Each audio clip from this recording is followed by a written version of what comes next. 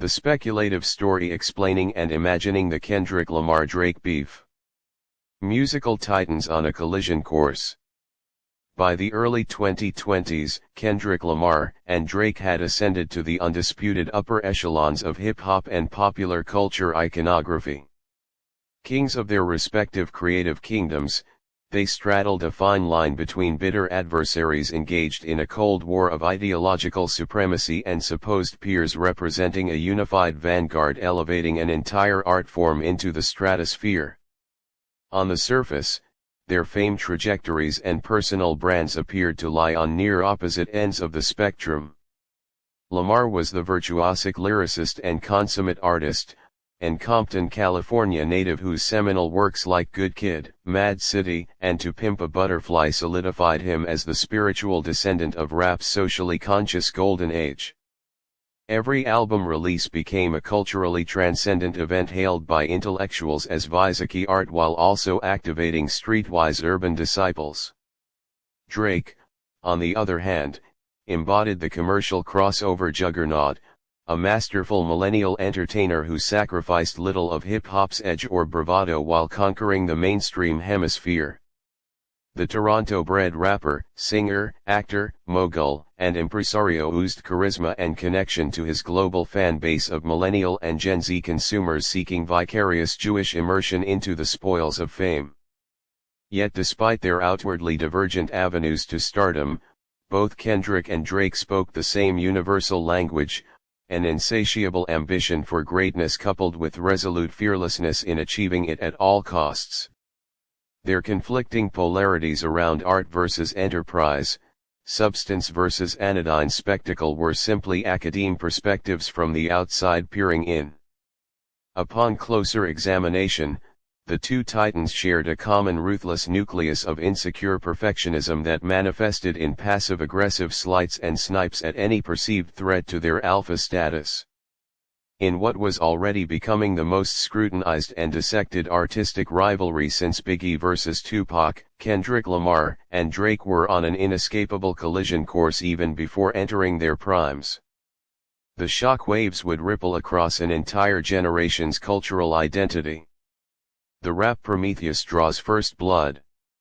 Kendrick Lamar had risen to fame musing philosophically about loyalty, morality, and the pitfalls of hubris on celebrated albums Good Kid, Mad City and To Pimp a Butterfly. But after taking several years between projects to properly conceptualize his next magnum opus, the 33-year-old MC abandoned any hint of magnanimity or humility on his highly anticipated fifth studio LP. Mr. Morale and the Big Steppers released in May 2022 to raptured reviews widely proclaiming it an contempo classic seared into the zeitgeist. Yet there were jarring moments where Lamar's conviction in remaining rap's moral authority saw him unravel with pointed vitriol directed at unnamed adversaries. On the track Savior, Lamar eviscerated an unidentified peer whom he accused of glorifying the wrong societal values at the cost of black culture and ambition. His scathing lyrics pulled absolutely no punches. I am whole life ahead of dedication. Public okey doke, kept y'all idiotic. They forgot Thacker face of our nation. Deluded a whole generation. Gotta lay the foundation, man. Riddles not what's kozlig. It's complainin' out the pay toilet. Envy keeps destroyin' the boys' joy. Multi-racks on colossal wax. Within hours of the album dropping and those vicious bars circulating, hip-hop social media was set ablaze with accusations that Kendrick had taken his first real swipes at Drake specifically. Fans cited various parallels they inferred between Lamar's denouncements of an anonymous opponent peddling idiotic and colossal wax to Drake's perceived reputation as hip-hop's corporate crossover act sacrificing authenticity for hollow materialism as pop crossover star. Whichever way the tide turned, shots had clearly been fired. The days after the album release also saw Kendrick openly approving memes and internet chatter inferring Drake as the target of his scathing disses. Snippets from old interviews surfaced where Lamar had vaguely alluded to their cold relationship stemming from his refusal to work with Drake after being courted as a ghostwriter earlier in his career. Suddenly years of simmering animosities had bubbled to the surface and the stage was set for an all-consuming rivalry for the ages. Invoking Celestial Key. In July 2022, Drake returned first lyrical volley with Privileged Rappers, the lead single off his weekly dance album Nocturnal. The signature down-tempo rhythms and plaintive crooning disguised a narrative of Drake portraying himself as a long-suffering scribe carrying the weight of an art form despite enduring hatred from peers and naysayers. Clearly he felt the potshots from Kendrick. Over an airy guitar sample, Drake subliminally acknowledged his position of pop culture prominence while painting doubters as embittered for his otherworldly success. "I'm so possessive over what's mine. That's why my record's delusional. They want a piece but can't digest the recipe. Turn Canadian rappers into seasonal attractions. All these effort applications. Watch privilege distort the nations.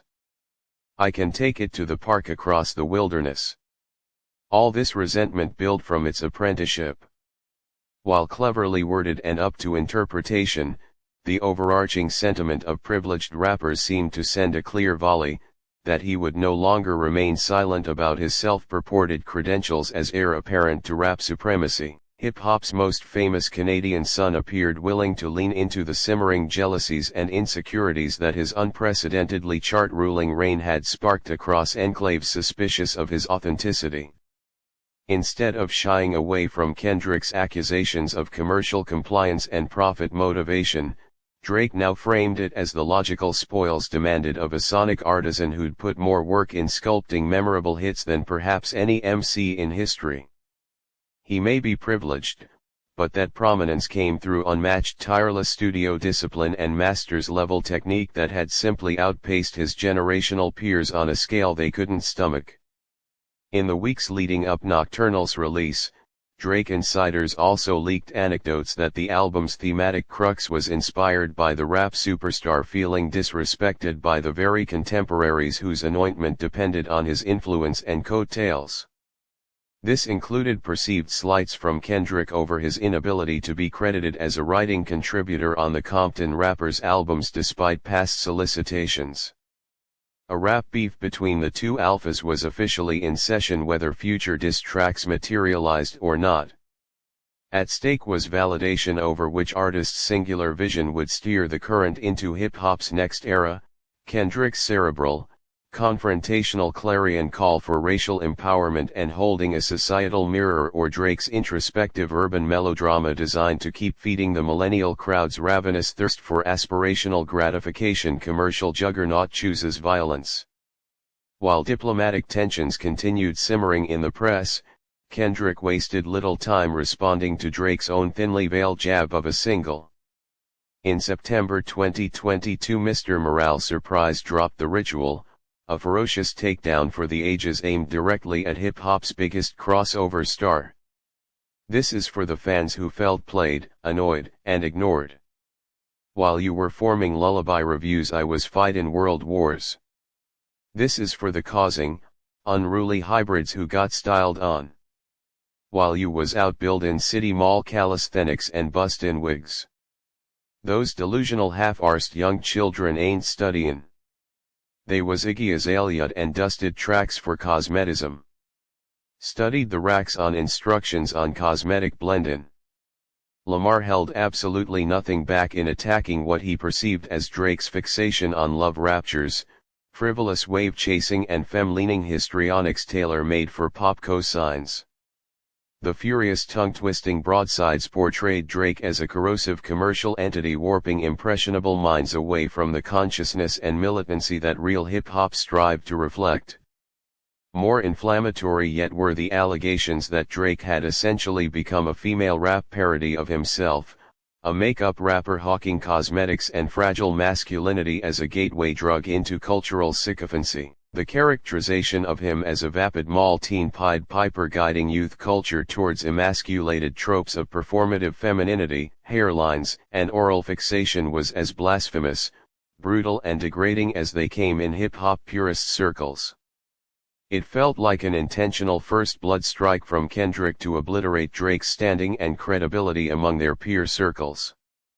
The chess pieces were now on the table as fans and hip-hop loyalists faced a burning litmus test of allegiances ahead: Team Kendrick's radical messaging, or Team Drake's supersonic charisma and club escapism. The idea of a Kanye-Drake level clash of creative visionaries playing out in public was on the table between hip-hop's most visible tour de force in decades. Neither side pulled punches or hid subliminals any longer. The only question remained whether their clash would boil over beyond the booth into true heavyweight spectacle and personality beef. Rap Summer Classic, rematch. While the prospect of an escalating Kendrick-Drake war sparked opulent electricity across the internet, fans would have to patiently wait through 2023 as each superstar meticulously roll out their next respective album campaigns without directly rekindling tensions.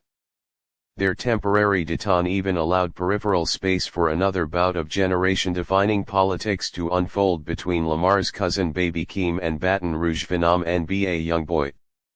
Heading into summer 2024 though, Drake's latest offering Switch tactfully laid the groundwork for one of the most colossal pop-up events in modern culture.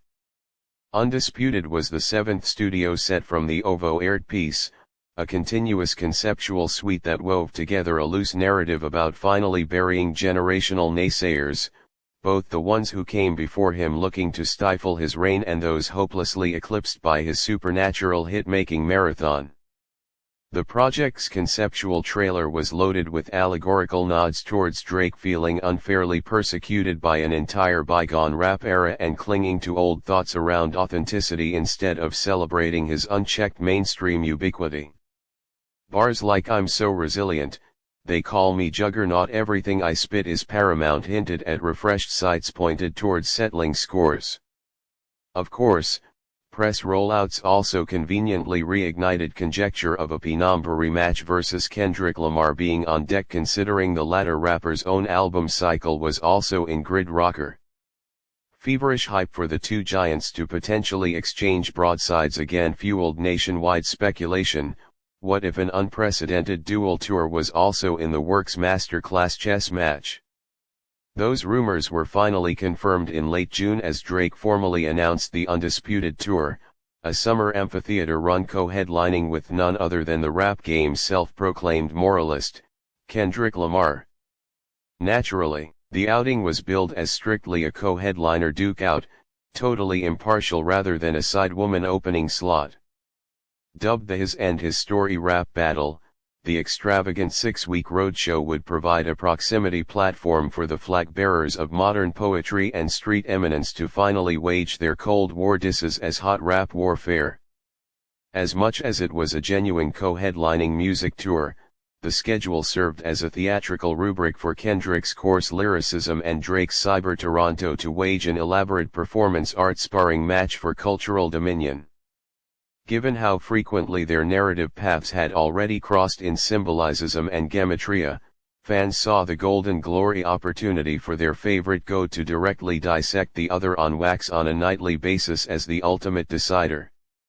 Would it finally settle the question of who embodied the greater art form's mantle between savant cadences decrying society's systemic contraband or Drizzy's tasseled confessionals cloaked in erotic melodrama? The stage was set for mutual mass consumption as the Undisputed Tour took each camp's artistry into a firework vacuum decider space with hundreds of thousands of ticket holders invested in siding between groundbreaking truth-teller or arena rock star heartthrob indisputably selling out stadiums. Our music scenes are finally going to get the Cold War closing argument they both deserve, wrote influential rap blogger Garfield Price in the build-up. Kendrick has spent over a decade patiently waiting to hash out hip-hop's contradictions and call out compromises around corporate voguing. He's the rap purist's prophet speaking truth to power. Whereas Drake's artful pandering to the consumerist gaze is what's propelled hip-hop towards becoming mass commercial natural religion it always threatened. Tour cinematic duel of dueling visions. Relishing their opportunity to go scorched earth on one another, both Kendrick and Drake brought unparalleled arsenals to wage nightly bouts of one-upmanship on the Undisputed Tour. Visual artistic elements paid homage to iconography moments from their catalogs while also tipping subtle shade each show. For example, when Kendrick performed the incendiary "The Blacker the Berry," a humongous afro silhouette would unfurl dramatically behind him as jumbo text spelled out lyrics like "You hate me don't you, you hate my people." It was a clear allusion to the Black World album imagery Drake had initially been criticized for allegedly appropriating. Not to be outdone, Drake's circular catwalk and screen panoramas prompted obvious symbolism about feeling perpetually undisputed overlord of hip-hop and modern recording himself. Songs like Wu-Tang Forever and Money in the Grave saw his live productions beamed through an all-seeing headshot graphic that levitated above outer space, casting cosmic omnipresence across the arena sprawl below. All in all, two opposing semiotic language aesthetics of rugged Pyrex street puritanism versus sprawling Renaissance bravura clashed opulently with each act's set design. Of course, the real duel transpired through direct call-and-response lyrical crossfires lobbed back and forth by the co-headliners across alternating tour legs. It reached a fever pitch when the tour hit New York City for a 4-night run at Brooklyn's Barclays Center in late July. While the terrestrial experience already proved sublime enough, Undisputed's pay-per-view live stream sent the Kendrick-Drake clashing personas into a fully extraterrestrial realm. Aiming to capture the full mythological scopes of each messiah on their respective raptures, film directors enabled innovative AR augmentations to transmit CG'd splendors. Drake's segments were illuminated by a jewel-toned, holographic harem sanctuary dripping in Middle Eastern minarets and rose adder aromatics. Kendrick's staging felt like a post-apocalyptic dystopian bazaar spurned by malignant skylines and burning anarcho-fauna. The juxtaposition was breathtaking, like binging on two entirely separate sci-fi operas beamed straight into the cranium. Of course, visuals remained a mere side objective and distraction from the live script writing of disses also unfolding on the biggest rap venue in the world. Just in NYC alone, each titan lobbed dozens of haymakers while refining floating remixes to throat-cutting fan fervor. On the tour's opening Brooklyn night, Drake raised the stakes of supreme going, referring to Kendrick's camp as the rap dogma whose fitness gone stale while mocking how we already did that conscious shiatko and already shook heavies lol. Kendrick's rebuttals the following night accused Drake of being rap's trust fund kush purveyor of suede susceptibility destined to lead true artistry off an absinthe fall. With each back and forth barrage, the performances felt more like spectacle theater than acts of music. Historians and critics praised the uncompromising artistry of both vibraphonic worldviews colliding against one another with full theatrical grandiosity. Hip-hop had been elevated into futurespective dueling pageantry and the battlefield spanned entire human imagination vectors. Book of Rhyming ends. At its triumphantly climactic hometown finale in Los Angeles Dodger Stadium, the Undisputed Tour's two generals delivered a 1-2 punch of closing arguments capping off their summer-long ethering session. With hometown primacy at stake for all time, both Kendrick and Drake summoned unthinkable gusto as Apex Alphas concluding an era. Kendrick started the grand finale with a scathing closing suite displayed under the title The Messenger Messiah. Over his seminal Good Kid Mad City production flipped into Spartan drum raps, the Compton purist admonished pedestrian minstrelsy while painting himself as the sole disciple qualified to usher